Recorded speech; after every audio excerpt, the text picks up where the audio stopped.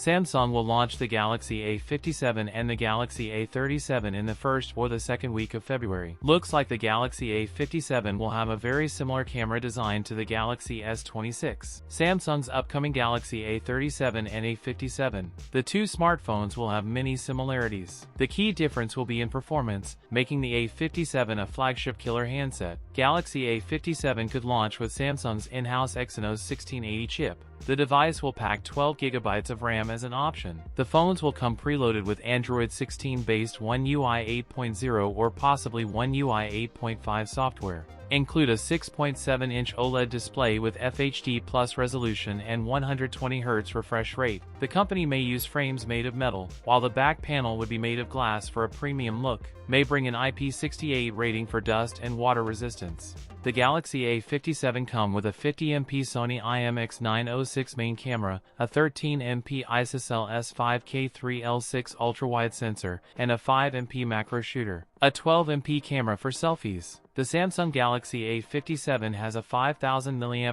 battery.